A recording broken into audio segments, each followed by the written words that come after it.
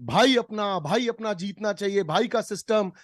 मैं मतलब बेसिकली ये जानना चाहता हूं कि यूट्यूब के थंबनेल से लेकर के न्यूयॉर्क के टाइम स्क्वायर तक का सफर पार करने वाला एल्विश यादव है क्या चीज, कौन है वो? मैं ये मानता हूँ कि जो लोग मेरा सपोर्ट कर रहे थे, जितने भी मेरे भाई इकट्ठे हुए थे, चाहे रैलीज निकाली उनने और अपनी गाड़ियों के पीछे पोस्टर लगाए, तो मेरा ये मानना है कि वो मुझे अपने ही बीच में से उठा हुआ एक नॉर्मल इंसान मानते हैं, कि ये तो हमारे भाई जैसा ही है, तो अपने घर का बंदा है। क्योंकि जैसे मैं व्लॉगिंग करता था, पिछले 1.5-2 सालों से मैं लगातार रोज व्लॉग्स आ रहे थे मेरे, मतलब अपनी डेली लाइफ दिखा रहा था कि मैं क्या हूँ, कैसा हूँ। एक तरीके से मैं बिग बॉस जी रहा था, बट विद फोन। और लोग भी देख रहे थे उस चीज को। तो इस वजह से उनको ऐसा लगता है कि अपने घर का बंदा है तो इसे जीतना चाहिए, और इसलिए उन्होंने मेरा सपोर्ट करा।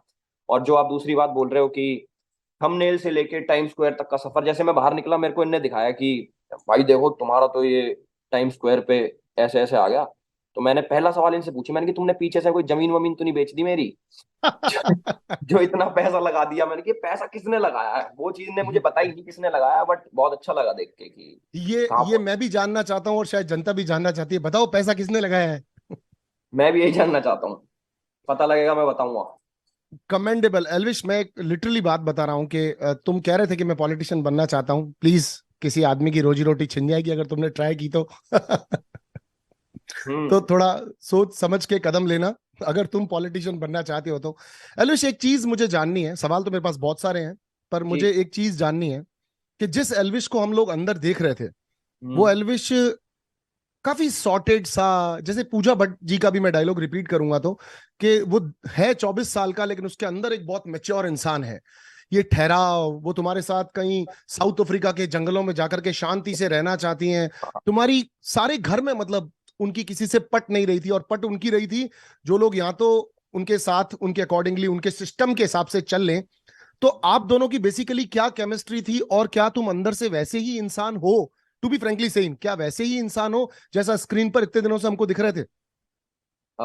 जो रियलिटी शो होता है उसके अंदर ना, एक चीज मैंने नोटिस करी। मुझे पहले लगता था बिग बॉस होता है स्क्रिप्टेड, होता है, स्क्रिप्ट देते हैं, ये देते हैं और अपने हिसाब से ये लोग ना जिताते हैं कि ये हमें फायदा देगा आगे चल के तो इसे जिता देंगे। बट वो चीज मैं, मतलब मैं खुद गलत प्रूव हो गया। और बाकी पूजा जी की जो बात है, आ, वो ना घर की बातें हमारी कभी हुई नहीं। मतलब बिग बॉस के घर में ऐसा होता है ना कि भाई अब किसी की चुगली करनी है, घर में क्या चल रहा है, राशन के ऊपर बातचीत करनी है, वैसी कोई बात हुई नहीं। हमारी बात होती थी ट्रैवल की, अपने लाइफ एक्सपीरियंसेस की। तो मुझे ना ऐसे लोग, मतलब मैं जहाँ से आता हूँ, हम लोग बड़े बूढ़ों में बैठते हैं वहां पे, हम्म। उनसे ज्ञान लेते हैं, उनके एक्सपीरियंस शेयर करते हैं, वो तो काफी चीज सीखने को मिलती है।